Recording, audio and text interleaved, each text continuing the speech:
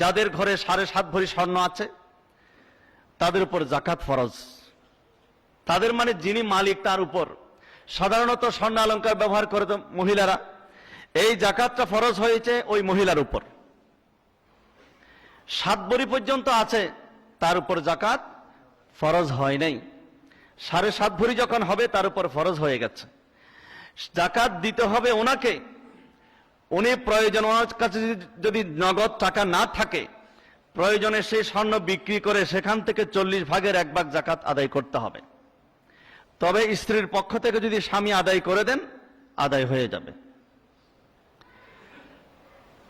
আমাদের দেশে নগদ কত টাকা থাকলে জাকাত ফরজ হবে, এটা একটা বিরাট প্রশ্ন। আমরা কি স্বর্ণের হিসাব করব নাকি রূপার হিসাব করব? স্বর্ণের দাম একরকম, রূপার দাম আরেক রকম। যখন এই নেশাব নির্ধারণ করা হয়েছিল তখন 7.5 ভরি স্বর্ণের দাম যত ছিল, 52.5 ভরি রূপার দাম তত ছিল বলেই এটা বলা হয়েছে। কিন্তু আমাদের বর্তমান বিশ্বে তথা বাংলাদেশেও স্বর্ণের দাম এবং রূপার দাম আকাশ পাতাল ব্যবধান। স্বর্ণের দাম যদি হয় 50,000 টাকা 1 ভরি, তাহলে 3.5 লক্ষ টাকার চাইতে বেশি থাকলে তার উপর জাকাত। কিন্তু রূপার দাম তো এত বেশি নয়। রূপার দাম হবে হয়তো 1200 টাকা বা 1,500 টাকা। রূপার দাম যদি 1,500 টাকা হয়, তাহলে 52.5কে 1,500 দিয়ে গুণ করলে যত টাকা হয়, হয়তো 70-75 হাজার টাকা হতে পারে। এটা বাজার দর হিসাব করে আপনারা যোগাযোগ করে নিয়ে নেবেন, যার যার হিসাবটা নিজেরাই করে নেবেন। ওই পরিমাণ টাকা হলে 75,000 টাকা, কথার কথা আমি বললাম, 75,000 টাকা যদি আপনার কাছে থাকে, তবে হ্যাঁ, আপনার ঘরের খরচ আছে, আপনার ব্যক্তিগত খরচ আছে, আপনার পরিবারের খরচ আছে, আপনার বাজারের খরচ আছে, এই সব কিছু বাদ দিয়ে 1 বছর যদি জমা থাকে সেটার উপর আসবে। অনেকে মনে করে মাত্র 75,000 টাকা থেকে যদি জাকাতে দিয়ে দিতে হয় তাহলে তো আমি ফকির হয়ে গেলাম। না, 75,000 টাকা থাকলে আপনাকে 75,000 টাকা সবগুলো জাকাত দিতে হবে না। আপনাকে দিতে হবে সেখান থেকে মাত্র 40 ভাগের 1 ভাগ। মাত্র 40 ভাগের 1 ভাগ দিতে হবে। আপনি গরিব হবেন না। নগদ টাকার হিসেব হলো। প্রশ্ন হচ্ছে আমি কি স্বর্ণ হিসেব করব নাকি রূপা হিসেব করব? স্বর্ণ হিসাব করলে 3.5 লক্ষ পর্যন্ত অপেক্ষা করতে হবে। আর রূপার হিসাব করলে 75,000 টাকা হয়ে গেলে বা কম বেশি আপনার উপর জাকাত ফরজ হয়ে গেল। এতে করে একদিকে আপনি জাকাত দান করলেন, আরেকদিকে গরিব মিসকিনরা লাভবান হয়ে গেল। ফিকহ ফতোয়ার কিতাবের মধ্যে আসছে স্বর্ণ হিসাব করব নাকি রূপা হিসাব করব, এই ধরনের যদি প্রশ্ন আসে তখন তার সমাধান হচ্ছে যেটার হিসাব করলে গরিবরা আগে জাকাত পাবে সেটার হিসাব করতে হবে। এখন স্বর্ণ হিসাব করলে একটু সময় লাগবে, রূপার হিসাব করলে তত সময় লাগবে না, আগে ভাগে গরিবরা পাবে। আনফাউলিল ফুকারা। এই জন্য আমরা স্বর্ণের হিসাব করব না, আমরা রূপার হিসাব করব। এই হলো শরীয়তের ফয়সালা। আপনার কাছে 1 লক্ষ টাকা জমা আছে 1 বছর। আপনি মনে করবেন না 1 লক্ষ টাকার মালিক আপনি। আপনাকে হিসেব করতে হবে আপনি 1 লক্ষ টাকার মালিক নন, আপনি হলেন 97,500 টাকার মালিক। বাকি 2,500 টাকার মালিক আপনি নন। ওই টাকাটা আপনার নয়, আপনার সম্পদের ভিতরে আরেকজনের টাকা ঢুকে গেছে। আপনাকে সেই 2,500 টাকা বের করে ফেলতে হবে। ওই 2,500 টাকা বের যতক্ষণ করবেন না ততক্ষণ 1 লক্ষ টাকা এগুলো পবিত্র হবে না, এটা অপবিত্র থাকবে। জাকাতকে জাকাত এই জন্য বলা হয়, জাকাত বের করার সাথে সাথে আপনার 1 লক্ষ থেকে যখন আপনি 2,500 টাকা বের করলেন, সাথে সাথে 97,000 টাকা পিওর টাকা হয়ে গেল, পবিত্র টাকা হয়ে গেল। আপনি যদি 2,500 বের না করেন তাহলে পবিত্র হবে না। জাকাত শব্দের অর্থ হচ্ছে পবিত্র। জাকাতকে জাকাত এই জন্য বলা হয়, জাকাত দেওয়ার কারণে আমার সম্পদ পবিত্র হয়ে যাচ্ছে। জাকাত শব্দের আরেক অর্থ হলো বৃদ্ধি পাওয়া। জাকাত দিলে অনেকে মনে করে 2,500 টাকা দিয়ে দিলাম, আমি 2,500 টাকা দিয়ে তো অন্তত 5 কেজি গোস্ত কিনতে পারতাম না। আপনি মনে করবেন না ক্ষতিগ্রস্ত হয়েছেন। আল্লাহ পাক রব্বুল আলামিন জাকাত শব্দ ব্যবহার করে এটাই বুঝিয়ে দিলেন, আমার বান্দা তুমি যে জাকাত দিচ্ছ ওই সম্পদও তোমার না, ওটা তো আমার সম্পদ। ওয়ামিম্মা রাযাকনাহুম ইউনফিকুন। তোমার সম্পদ থেকে দেওয়ার দরকার নাই, ওমিম্মা রাযাকনাহুম, আমি যে সম্পদ তোমাকে দিয়েছি সেখান থেকে তুমি দান করো। এবং যে আল্লাহ আমাকে রিজিক দিয়েছেন সেই আল্লাহ এটার নাম রেখেছেন যাকাত, এবং সেই আল্লাহ আমাকে এটা বোঝাতে চাচ্ছেন যে ব্যক্তি যাকাত দেবে তার সম্পদ কমবে না, বরং তার সম্পদের মধ্যে বহুগুণ বরকত হয়ে যাবে। তার সম্পদ কি হবে? বাড়বে। গাছের ডাল কাটলে কি ছোট হয় নাকি আরো বাড়ে? এটা সেরকম, যত দিবেন তত বাড়তে থাকবে, যত দিবেন তত বাড়তে থাকবে। ওই 2500 টাকা আপনার আমার সম্পদ নয়। ওই 2500 টাকার সম্পদের মালিককে কোরআনে হাকিমের মধ্যে সাথ হয়েছে, ইন্নামাস সাদাকাতু লিল ফুকারা ওয়াল মাসাকিন ওয়াল আমিলিনা আলাইহি ওয়াল মুআল্লাফাতি কুলুবুহুম ওয়া ফির রিকাব ওয়াল গারিমিন ওয়া ফি সাবিলিল্লাহি ওয়া ইবনিস সাবিল। 8টা খাত বলা হয়েছে। কয়টা খাত? এই যাকাতের টাকাগুলো দেওয়ার জন্য 8টা খাত আছে। তার মধ্যে নাম্বার 1 হচ্ছে ফুকারা, ফকির। 2 নম্বর হচ্ছে মিসকিন। 3 নম্বর হচ্ছে আমেল। আমেল মানে যারা জাকাত কালেকশন করে। এটা ইসলামী হুকুমত যখন তাকে ইসলামী সরকারের পক্ষ থেকে যারা জাকাত কালেকশন করে, যে তাদেরকে খুমুস 5 ভাগের 1 ভাগ সম্মানী দেওয়া হতো, এটাকে বলা হয় আমেল। এখনো যদি কেউ কোনো এতিম মিসকিন ফান্ডের জন্য জাকাত কালেকশন করে পরিশ্রমের মাধ্যমে, আপনার ঘরের মধ্যে এসে কেউ টাকাটা দিয়ে দিল, বাস আপনি শুধু এখান থেকে ওই রুমে গিয়ে টাকাটা দিয়ে দিলেন, রিসিট কাটলেন, আপনি সেখান থেকে যদি আবার 20% আমেলের হিস্সা দাবি করেন, সেটা তো আবার বিশাল বিপদ হয়ে যাবে।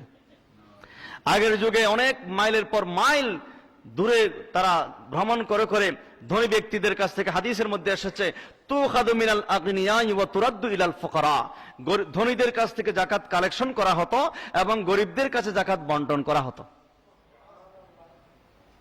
যাকাত আমার ঘরে মিসকিনরা এসে নিয়ে যাবে এমন নয়। নিয়ম হচ্ছে আমি নিজ দায়িত্বে গিয়ে গরিবের ঘরে ঘরে যাকাত দিয়ে আসা। হযরত সাইয়েদনা আবু বকর সিদ্দিক রাদিয়াল্লাহু তাআলা আনহুর আমলে যাকাত ভিত্তিক সমাজ প্রতিষ্ঠিত হয়েছিল। প্রথম বছর যাকাত দেওয়ার লোক ছিল, নেওয়ার লোকও ছিল। দ্বিতীয় বছর যাকাত দেওয়ার লোক আছে, নেওয়ার লোক নাই। তখন ধনী ব্যক্তিরা মাথায় স্বর্ণের টুকরি মাথায় নিয়ে নিয়ে গরিব ব্যক্তিদের ঘরে ঘরে ধর্ণা দিতেন, ভাই আমার উপরে জাকাত গুলো হয়েছে, আমাকে নাও, আমার জাকাত গুলো নিয়ে আমাকে একটু মুক্ত করো। বলে, না, আমি জাকাত নেব না, আমি এখন জাকাত দেওয়ার উপযুক্ত হয়ে গেছে।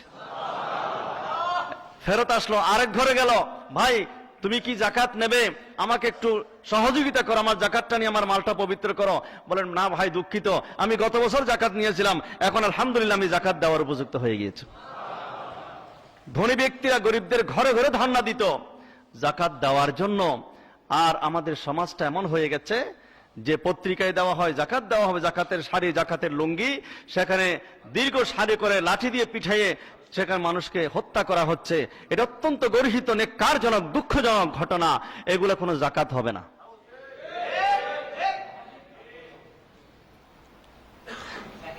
জাকাত গরিবের উপর করুণা নয়। আমরা মনে করে থাকি জাকাত দিলাম বড় উপকার করলাম, না, বরং ওই ব্যক্তি আপনাকে উপকার করেছে, আপনার মালটা নিয়ে আপনাকে পবিত্র করেছে। জাকাত কার উপর করুণা নয়, এটা গরিবের হক। জাকাত দেওয়ার সময় কত টাকা জাকাত আসছে সেটা যেমন হিসাব করতে হবে, পাই পাই করে হিসাব করবেন। দেওয়ার সময় একটু যাচাই করবেন কাকে জাকাতটা দিচ্ছেন।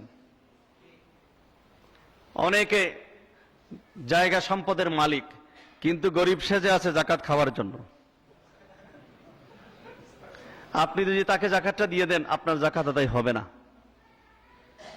ব্যাঙের ছাতার মতো মাদ্রাসা দেন, আমাদের মাদ্রাসার জন্য রিসিভ বই একটা নিয়ে রাস্তায় রাস্তায় মাইক নিয়ে বসে আছে, আপনি কোনো যাচাই বাছাই নাই করে দিয়ে দিলেন, আপনার জাকাত আদায় হবে না। আপনি জাকাত দেবেন কাকে? যে জাকাত খাওয়ার উপযুক্ত। ফুকরা ওয়াল মাসাকিন, কোরআন শরীফের মধ্যে এসেছে ফকির। ফকির কাকে বলা হয়? ফকির হচ্ছে এই বেলা খেয়েছে, আগামী বেলায় কি খাবে জানে না। মিসকিন এই বেলা খেয়েছে, এক বেলা খাবার আছে, আগামী বেলার খাবার আছে, কিছু অংশ আছে। কেউ বলেছেন মিসকিন মানে যার কিছুই নেই, আবার কেউ বলেছেন না ফকির মানে যার কিছু নেই। যাই হোক, ফকির এবং মিসকিন কাছাকাছি।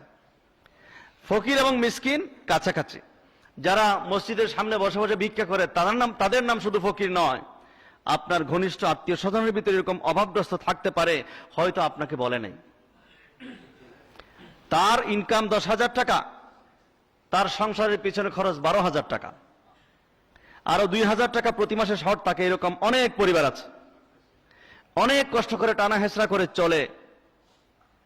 এই মাহে রমাদানে সাহরি খাওয়ার মতো, ইফতারি খাওয়ার মতো অনেকের ঘরে ভালো মতো খাবার জোগাড় করতে পারে না, কিন্তু লজ্জায় কারো কাছে বলতেও পারে না।